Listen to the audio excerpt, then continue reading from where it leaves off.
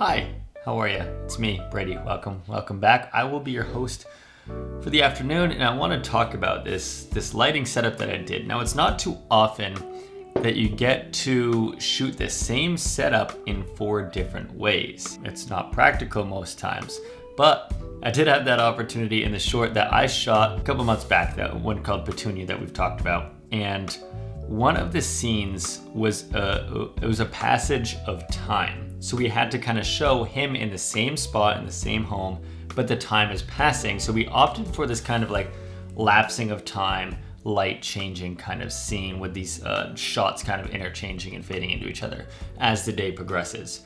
That's about all I'm gonna say, and I'm sure you can see it and kind of get the idea for what's going on here.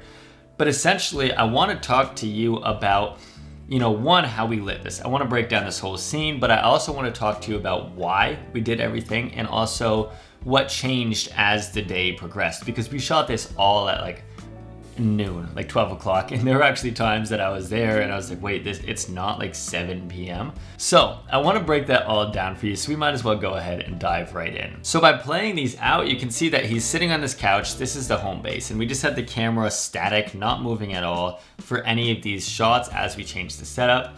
And he's just kind of moving around to different spots on the couch, signifying him kind of waiting for something. So let's talk about just natural daylight as it is. During the day, you've got a lot of light spilling in from a lot of windows. It's a little bit brighter, it's whiter, and it's just gonna be more ambient and even, not as like hard contrasty.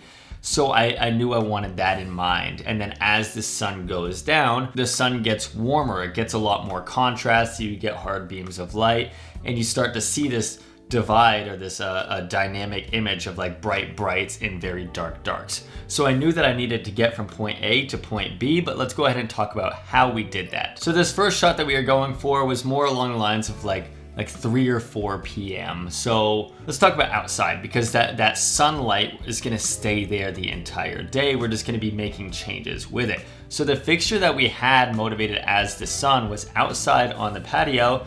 And this is Aperture's newest, the CS15, I believe is the name for it. And this is their 1500 watt color. It's like the 600C's bigger brother. So it's not out yet, but I was just so lucky to be able to get my hands on it for this project. But also this can be done with something like a 1200D in gels. It doesn't need to be this light. If you're sitting there like, well, nobody's got this, you can still gel it and get the same result, or use something like a 600C in a more light controlled environment. So, all that aside, a mouthful, I apologize. We had this sun, we'll call it, outside, and this was just on a stand really as high as our roof let us go. Now I was like, okay, in the afternoon, our sunlight is about like maybe 4,000, maybe 4,500 Kelvin. It's a little bit warmer than daylight since it's starting to creep lower. So I was like, okay, let's put this out there and start to bring in like a slash of light across the couch. Maybe spill it on the wall a little bit across Alec, and we'll have it at about 4,500 Kelvin. But just that would definitely be way too dark, way too contrasty, so I knew we needed to bring in more. But I wanted to move in and add a little bit more ambience, because like I said, midday we're probably gonna have more ambient light spilling throughout the whole house. So we added a couple more fixtures to achieve that as well. We did have art department put up those shears on the window. We added those, and I love shears because they add just a very nice, casual layer of diffusion or authentic layer of diffusion onto the windows.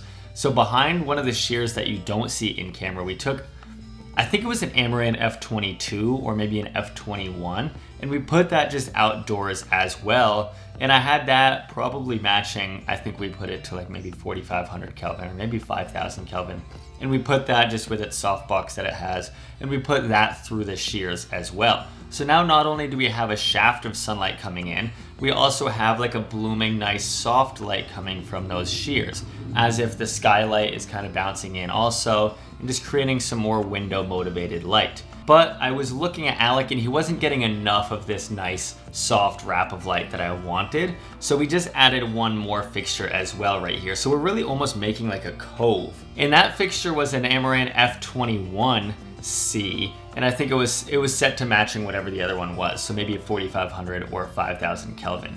And it wasn't quite soft enough, so we put it through a 4x4 frame of, I think it was 216 diffusion. And then on top of that, we put an egg crate as well. So what that is doing is keeping this light from going through the 4x and spilling everywhere, I still wanted to control it and keep some of the contrast and shadows, because the house had a lot of white walls. I didn't want light to go bouncing all over the place, because then it would start to ruin our contrast. So we're really starting to create, you can see this cove coming in here. We've got the hard light all the way around super sidey, and then we've got those two kind of soft amaranth panels wrapping this soft ambient light around Alec and just adding a little bit more soft ambience into the scene. And then additionally in the back corner, kind of an art department thing, we put this practical light that you see there, just this warm household light. I love these little tungsten pops throughout my scene. So in that, we just put an Aperture B7C bulb and put that to, I think it was like 3200 Kelvin as well, just to give a nice little warm pool of light back there. So a mouthful, yes, but now we've got a good lay of the land for what fixtures we kind of have on the playing field. So our plan was to kind of have like another hour passed every time that we came back into the scene. So to do this, I knew that a few things needed to happen. One, obviously the sun is going to get warmer as it sets, but also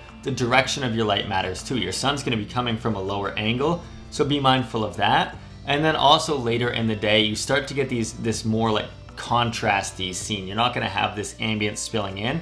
So I knew I needed to get more contrast and deeper shadows as well. So cutting forward to the next hour, we'll call it, we started to make some changes of one, bringing our sunlight down. So that CS15 that was out there, we started to bring that down in, like down on the stand. And then also we changed the color temperature of that as well. So we changed it from say 4,500, we brought it down to about 4,100. The sun is starting to warm up as it's coming down through the sky. So just doing that does add a difference to the scene. It makes it look a little bit warmer, a little bit later in the day. But then I also wanted to control the ambience of light that was coming around here. We weren't gonna have as much bright sunlight in the room, so I started to bring down the level of both of those amaranths. I don't think I turned them off yet. I think I just turned them down, cut them in half percentage-wise, just so it's not as exaggerated how much soft light is coming through the room. And then also something I did to start to bring in my contrast is I introduced negative fill on frame right. So to do that, we just took an 8x8 wag flag, which is a great just like rag that hangs out on an arm.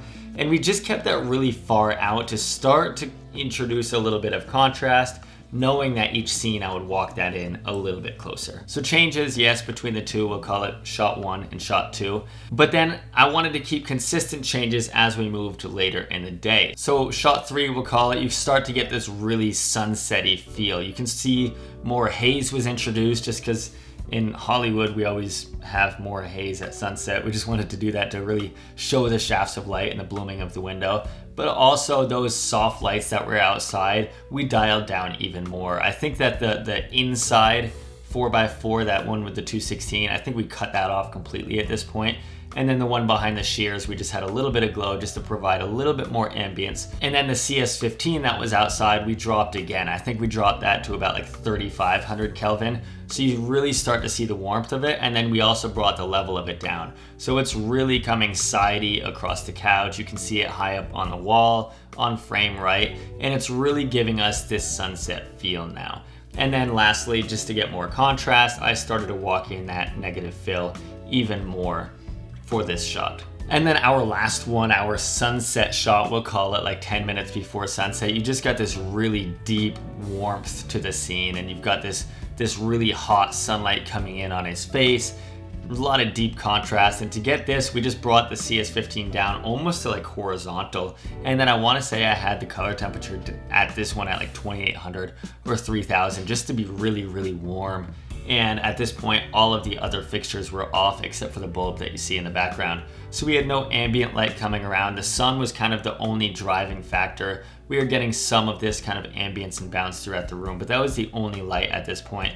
And then our negative fill, I walked into as close as we could get it without being in frame. So the goal was to get a consistent change for each scene and really not make anything too drastic and just have this gradual time of change of light time. You know what I mean? And one thing that I did was know that outdoor, our sun was gonna start at 4,500 and end at like 2,800 Kelvin. So I did the math. I knew there were 4 shots, so I divided kind of like 4th increments. So what is that? It's 28, like 1,800 Kelvin difference. So I knew that I was gonna go down about like 400 Kelvin each time. So it was like this consistent drop off of warmth. But I think this was a really fun way to test myself of like, same shot 4 different looks at 4 different times of the day, just to see if we can make it look authentic and real, and you know, like the sun was really going down over the time of day. So please let me know what you think. Don't be too harsh if it's bad. I was trying my best. It's the first time I've done something kind of like this, but I'm proud of myself.